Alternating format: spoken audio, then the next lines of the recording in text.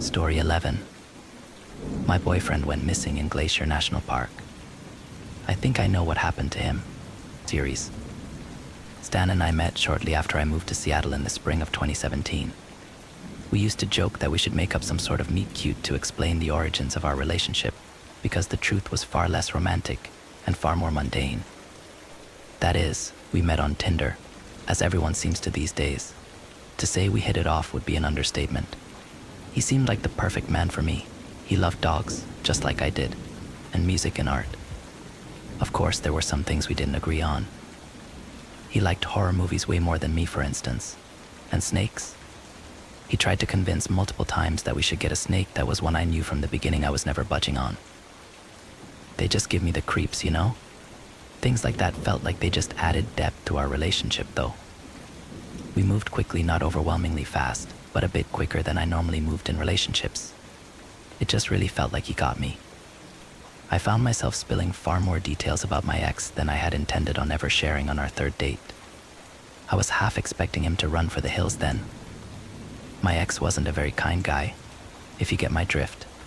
And crying on a third date is never sexy. He just reached out, took my hand, and told me we all go through dark stuff. I felt heard.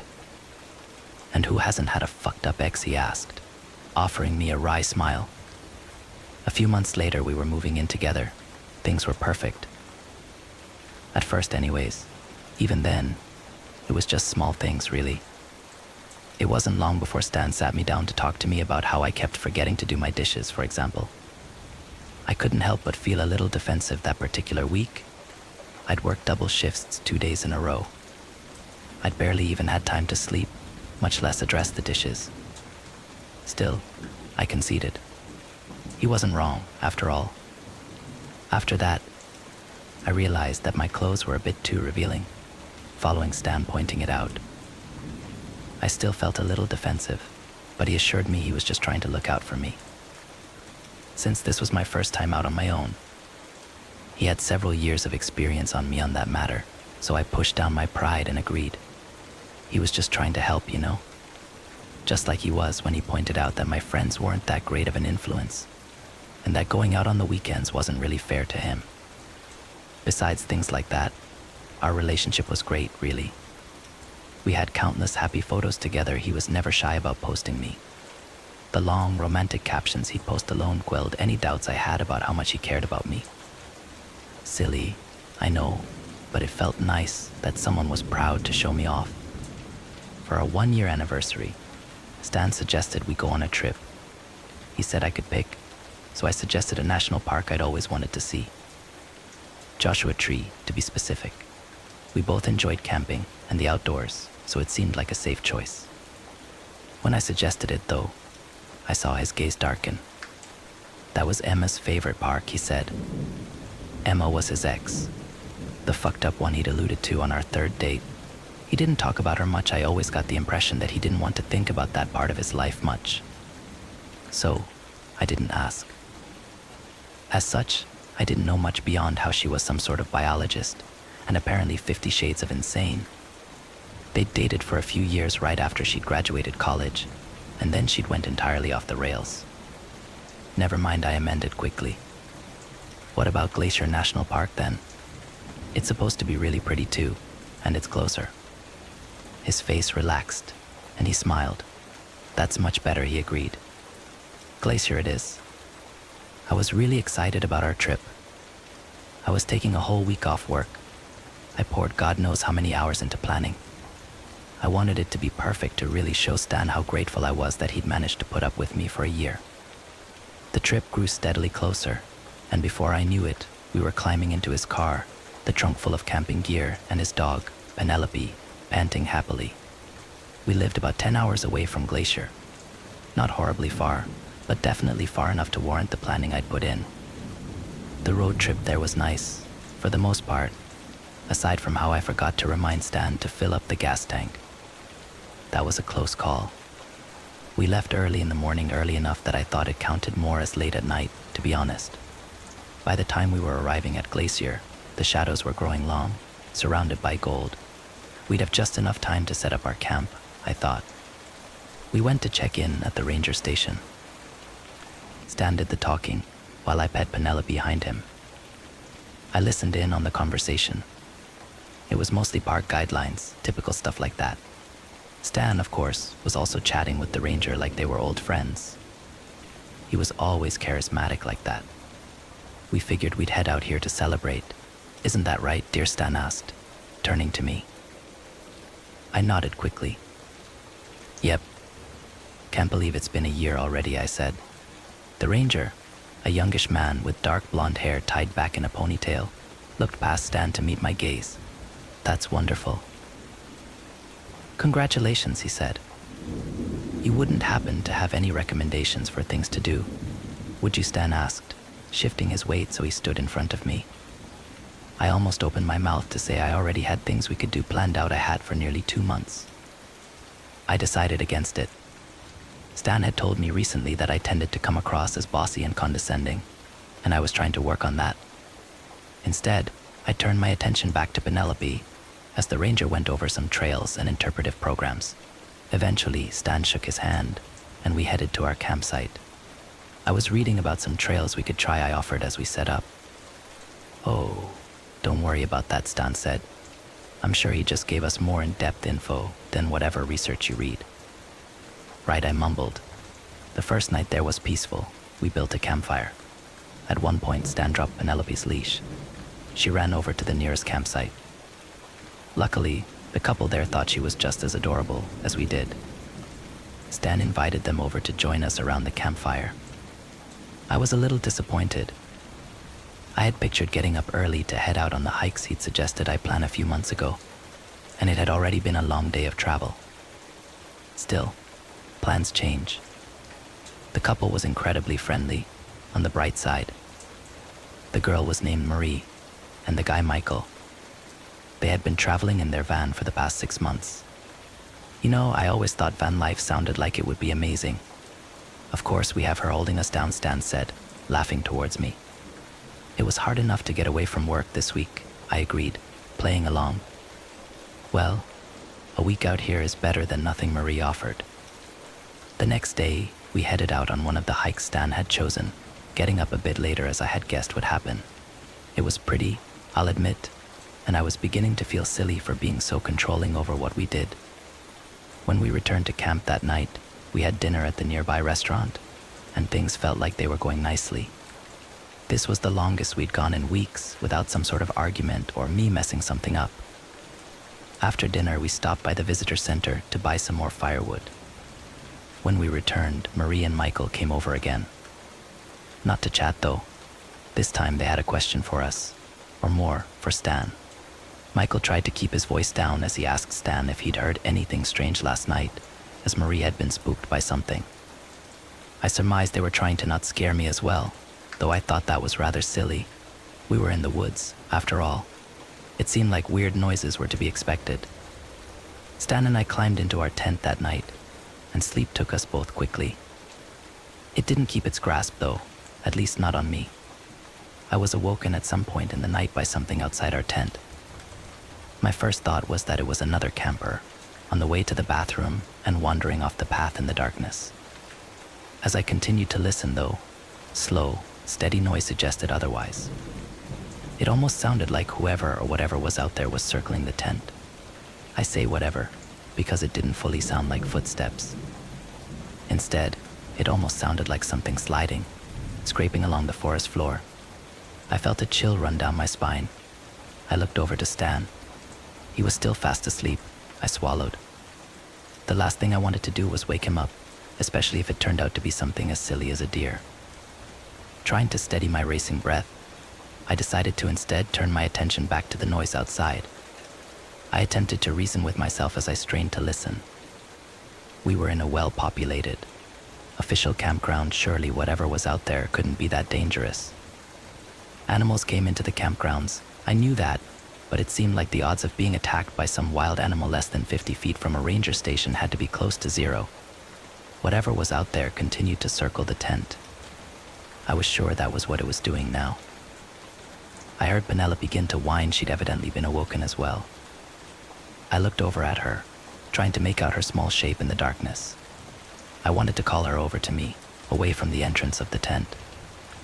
I knew that if whatever was out there was dangerous, a few extra feet between her and it wouldn't do much good. I didn't dare call out anyways, too scared of alerting whatever was out there to our presence. As I continued to listen, I heard the strange sliding noise stop. It sounded like it was right behind the tent, right above Stan and I. I almost screamed as a low hiss reached my ears. That was enough for Penelope, evidently, as she collapsed into a fit of panicked barks. It seemed like a spell had been broken with her first bark. Stan shot up and immediately demanded to know what was going on. As Penelope tried to claw her way out of the tent, there was a loud crash outside, then silence. "What the fuck is going on?" Stan demanded, anger overriding any remaining sleepiness. I tried to recount what had just happened to him. The scraping noise, the circling, the hiss. I was barely halfway through explaining when he rolled his eyes. "It was probably just a deer," he said. "A deer. It hissed," I said, forgetting myself in fear of whatever had been out there. "Deer make weird noises. God, I get the dog freaking out, but you," Stan asked. "I'm not freaking out," I said. "There was something out there. Michael said Marie heard something too. Marie probably also heard a deer." "Jesus Christ, I didn't know I was going on a camping trip with a 12-year-old, Stan said. I felt tears pricking my eyes. Things had just been going so well. Finally. "I'm sorry," I murmured. "I just got freaked out, you're right. It was silly." We woke up later than planned the next day. Unsurprising, after last night's events, I thought. My previous panic slowly came back to me. In the daylight, I could see Stan's side more easily. It was rather silly of me to be panicking over what was probably just a curious deer. It had sounded like it was sliding, or slithering, or whatever, sure. But how much did I really know about wildlife? I pushed the thoughts out of my mind, deciding instead to focus on the day ahead of us.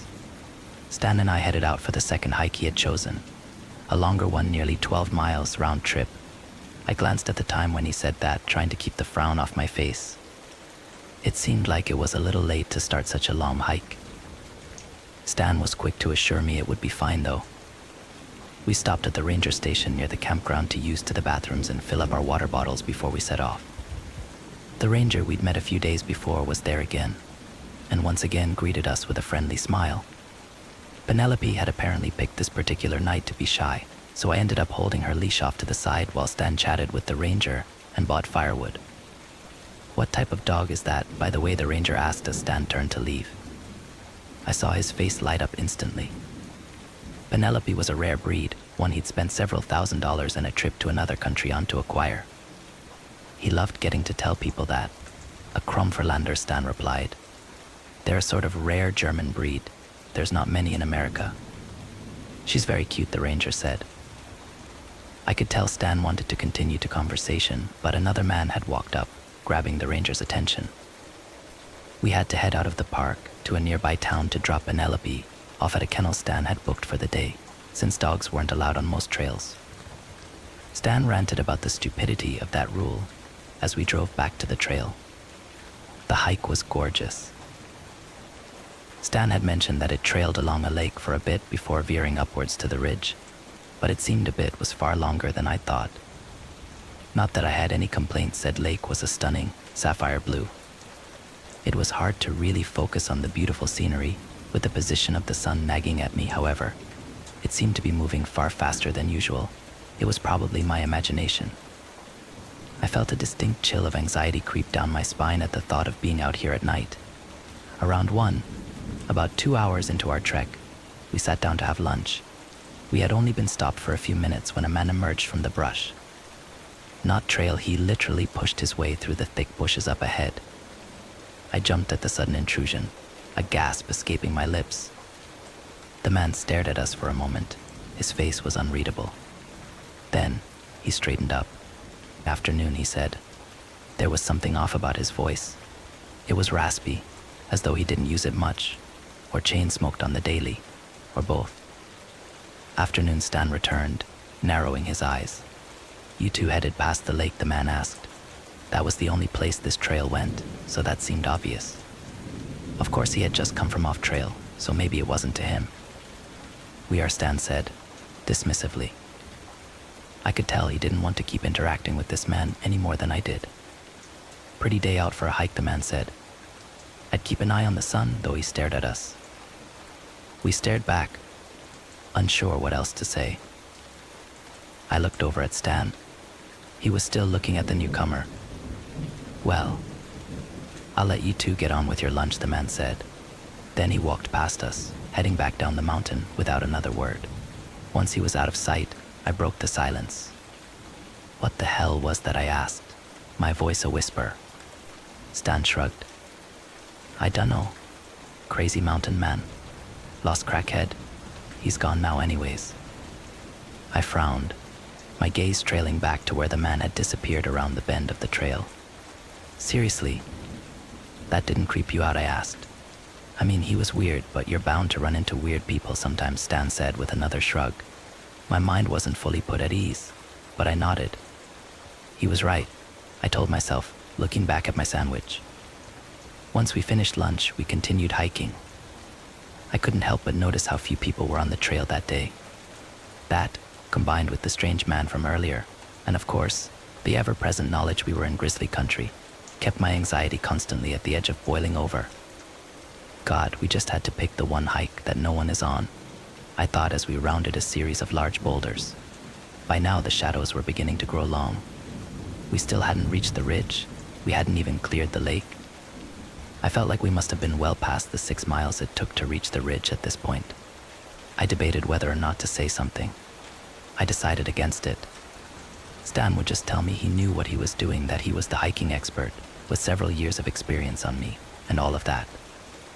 So we continued on. When the sun was beginning to dip behind the mountains, though, and we were still nowhere near any sort of ridge, I finally stopped. "Maybe we should start heading back," I suggested, gesturing toward the sun. Stan turned to face me. His face was red and shiny with sweat, both emphasized by the orange glow of the sun. "It should be right up here," Stan said. "Well, do you have the map?" "I could take a look at it," I offered. Stan rolled his eyes. "I know how to read a map, Michelle," he said. He set his bag down, presumably to pull the map out. After a few moments of rustling around, he looked up at me. "Did you take the map?" he asked, an icy edge to his voice. "No, I haven't touched it," I said quickly. "It's not there." "Why the fuck would I be asking you if you took it if it was here?" "God, Michelle, you can really be dumb sometimes." Stan gave the backpack a kick in frustration. "Sorry," I said, swallowing. I took a steadying breath. Maybe it fell out. "It was right here," Stan said, shaking his head. "I know I packed it." "I know. I saw you pack it. Did you take it out during lunch?" Maybe we can check Google Maps," I suggested. I pulled my phone out, only to be greeted with no reception and a dying battery. So much for that idea. I took another breath, trying to stay calm. We weren't lost, at least, I reasoned. We were still on the trail. Even if it wasn't the trail that led to the ridge, we could still backtrack. I told Stan as much. The dying sunset was growing even more golden, adding urgency to my words. If we hurried, we might be able to get at least partway off the mountain before dark, maybe to a more populated area of whatever trail this was. "All right," Stan agreed. "Come on, let's get going." Our descent was tense, to say the least. I could practically feel the anger coming off of Stan, and I didn't dare say anything for fear of making it worse. Despite our best efforts, we weren't even back at our lunch spot when dusk began to turn to dark, and it became nearly impossible to see. I pulled my phone out. Its flashlight barely cut a few feet ahead through the inky blackness, but it was better than nothing. Stan did the same. I frowned, wishing I'd checked with him that he'd brought a flashlight. I'd assumed that was a given, with all of his hiking experience. Oh well, I could hardly judge someone for forgetting something. Our progress was massively hindered by the dim lighting. That, along with the rocky trail, made every step feel like a potential fall. Potential turned into actual when I misjudged a loose rock. It gave way beneath my boot. I yelped as I fell to the ground, the cold stones cutting into my flesh. My phone hit the ground, the light disappearing. I saw the remaining light spin around. Jesus Christ. I told you to watch your steps, Stan said. I winced. Sorry, I said. I just don't want you to get hurt, Stan replied. Are you all right? He crouched down in front of me, the light shining in my face. I gave a soft nod. I think so, I said. I raised my hands to examine the damage. A couple of scrapes, but nothing worse. That was a relief. It definitely hurt worse than that. I looked back to the ground, scanning for my phone. Thankfully, it had only fallen face down. It seemed to still be working fine otherwise. Stan helped me to my feet, and we continued on. We hadn't taken more than 3 steps each when we heard it.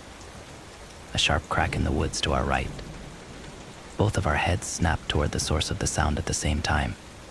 I felt my blood run cold. Please don't be a bear. Please don't be a bear. I prayed silently. It's probably just a deer, Stan said. I heard a rare hint of doubt in his usually confident voice. If I get out of this alive, I am never going hiking again, I thought. There was another crack, this time from further up the trail. We should keep moving, I said, swallowing. I tried to remember what you were supposed to do if you encountered a predator. Not be wandering around the woods after dark was probably high up on that list, my mind offered. Look big. Don't run. Make noise. I forced myself to keep my pace steady as I started to walk again, thinking about the other 2. I wasn't sure how I was supposed to do either of those. I was 5 on a good day. Stan cut a pretty imposing figure, at least. Did make noise mean like sing? Yell? Bang rocks together? I didn't have time to keep fretting over the vaguely recalled instructions, because something crashed through the bushes in front of us. It was I wasn't sure what it was. It was definitely big enough to take up the entire trail. It didn't look like a bear, but in the dim lighting, I couldn't see much more detail. From what I could make out, it almost looked like a fallen log, except it was definitely moving. Run, Stan shouted.